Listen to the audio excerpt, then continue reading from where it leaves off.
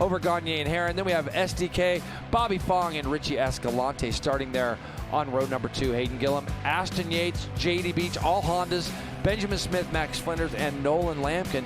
Nolan finding his way around on that Honda as well. Cornbow, Waters, Max Stouffer, welcome to America. Good to see him come over from Australia. Lewis Campbell and Bobby Davis just outside there in row 6. Then we got Arango, Zach Schumacher, AJ Blackman, Giannato.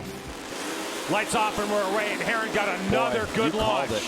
Yeah, but Beaubier did as well. I think, he wheelies though. See that wheelie? Mm-hmm. I don't know. Nope. Okay, Cameron got up there, and look, Bobby Fong comes from the second row. Knifes around. Down. Yeah, there we go, Greg. That's what happens if that's Max Flinders, who just cannot have any luck right now, Max. I had a good talk with him today, and he's going to get that. What kind of speed Fong has, and Josh Herrin back there in third spot on that Ducati.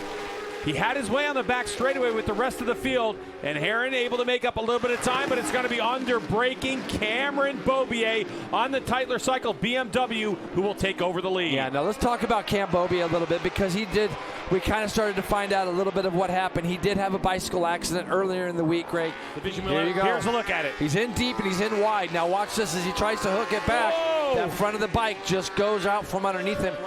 And Fong able to go faster already with his setup.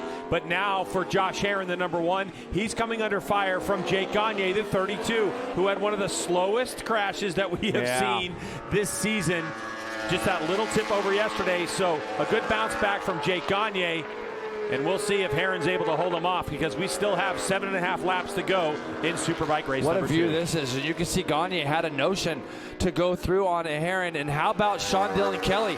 That's just him off the back of these two as well. So another Vision Wheel M4 X-Star Suzuki bike is trying to take the fight to that podium spot, much like we saw Escalante do yesterday. And you know, in talking to Sean Dillon Kelly today, Jay, we were talking about the race yesterday, and he said, look, I'm able to do this morning just a bunch of 209s, no problem at all. Yesterday, he said it was a struggle to do a high 211, so Ducati racing machine, and obviously the number 32 of Jake Gagne, and an Attack Performance Progressive Yamaha. So it's just up the road.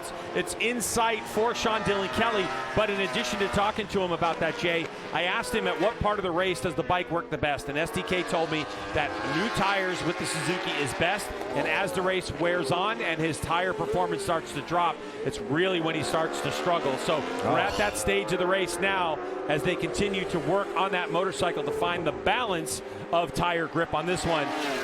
Hopefully Sean Dillon Kelly's going to be able to find something and stay with these riders. Now they're all identical, 210.0s last time by for Herrin, Gagne, and SDK. And I'm going to tell you right now, as close as these three are, Bobby Fong has got it back under a second at the front of the field. Yeah, but don't you feel that the situation that Gagne's teammate Bobby Fong was in yesterday, especially with this long back straightaway with this Ducati, and the way Josh, even as I'm sure as stiff and as hurting as he is right now, it feels like that for Gagne's in the same situation Fong was in, which is trying to figure out where am I going to be able to make it stick. It's the possibility of passing the number 1, but then how are you going to make it? Yeah, you're going to have to get creative, because it's probably not going to happen at the end of that back straightaway unless Josh makes a big mistake getting onto that back straightaway and allows these guys to be able to get really in the draft and duck out at the end of it. But for right now, Gagne looks like he's all over the back of him through this little section.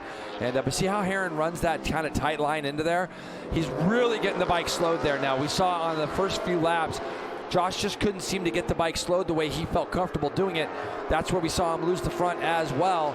All through here now, Jake's going to have to start to go to work and use that experience that brought him so many Superbike championships in the past. Try to figure out a way to get by the number 1. You're watching the battle for third place, the final spot on the podium with the number 1, Josh Herrin, number 32, Jake Gagne, and there's Sean Dillon Kelly on the 40. That's Ducati versus Yamaha versus Suzuki. And Beaubier, if you think about looking at the screen we were talking about. Oh, man! Whoa! That is a huge front end slide. How did he just save that, Greg? I don't even know how he saved it. Now you're going to watch Cameron for the next couple turns. He's going to be a little careful tipping it in. Watch this front tuck. It's gone. Right there, it's gone. Look at his elbow. Look. Whoa! This is what I'm talking about earlier. A faster corner, it's easier to save a slide like that because it will go for longer. The gyro wants to keep spinning. We just got to hope that didn't hurt his wrist at all. And now he's back in the draft of that Yamaha down the back straight. Let's see if he tries to go right back through. It looks like he's going to try to, Greg, and he does. He gets it right back. So for Bobby Fong, he lost the lead, and that's our 5th lead change of this race between Bobby Fong and Cameron Beaubier. Now, talking about lines, I said I was going to bring this up. In our next shot, after they go through this left-hander, I want you to see the difference in lines going into the turn 16, 17, and 18 range. They're going through this tight left. Watch how tight Bobby goes into this right-hander compared to Beaubier. I asked Bobby about that earlier. He said, Jason, I like to get in there a little bit earlier. When I get out wide, I don't feel like I can get the bike to turn. And while their bikes are out wide and maybe doing a little bit of chatter, I get my bike in early. I control it through a little bit of brake and RPM, and then I drive through. Did you see how much he gained on Beaubier through the middle of that turn? Absolutely. That's because Cam went through there and was rethinking some things, you know? Well, what's interesting about that too, Jamie, is in talking to Richard Stamboli, his team owner and crew chief, he had mentioned to me, you know, Bobby Fong gets to go off when the season's over and race 2 World Superbike races, and that's a non-Dunlop tire that they race on is, look for a moment that Gagne might be going. And so they had spent 2 days testing on the World Superbike spec tires, and that tire for Bobby Fong gave him a tremendous amount of confidence in the front, and Stamboli told me he felt that in World Superbike to try to learn, you know, get a Friday morning practice and right into qualifying, as STK is going to take a shot at Gagne here. STK wants to go take a shot at Heron for sure.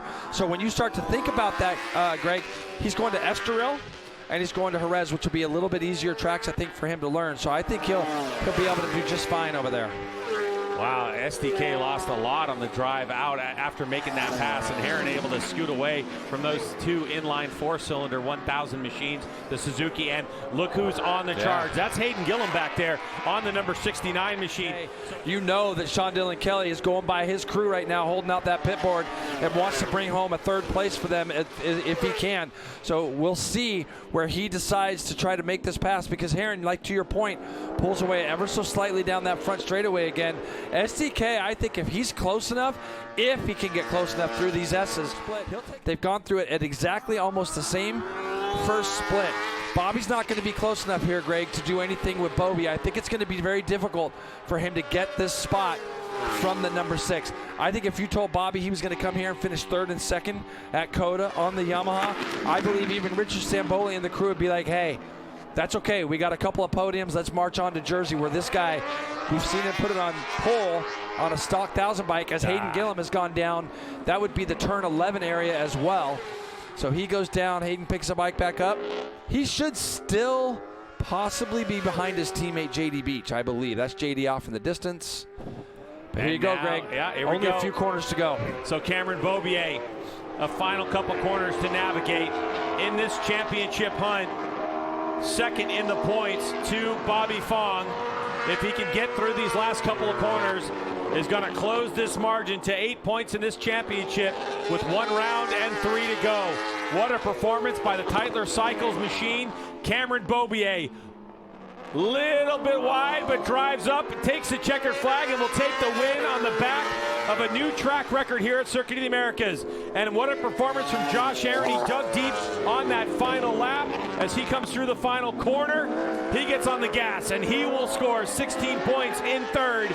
And boy, I bet he's happy to see that checkered flag. It was that big save. And here is the 95 of JD Beach on that stock 1000 machine. So JD Beach coming across the line in 6th place. Great result for him, and his teammate Hayden Gillum with a miscue on the last lap will bring it home in 7th. And how about Benjamin Smith on the 78? A top 8 for Benjamin Smith on that Flow for Law Racing Yamaha. So you get a race lap record from Cameron Beaubier. You get one of the craziest saves that we have seen so far this season, and a big race win with massive championship implications. Coming at you at New Jersey, but our coverage from COTA continues after this as Cameron Beaubier celebrates top of the box. So Beaubier by 1 second over Bobby Fong. But then another great performance when he needed to dig deep. Herron was there. He held off the advances of Gagne and Kelly. Bobby Fong now 8 points ahead of Cameron Beaubier. Josh Herron with 22. There's 75 points left, so only these three remain in this championship hunt.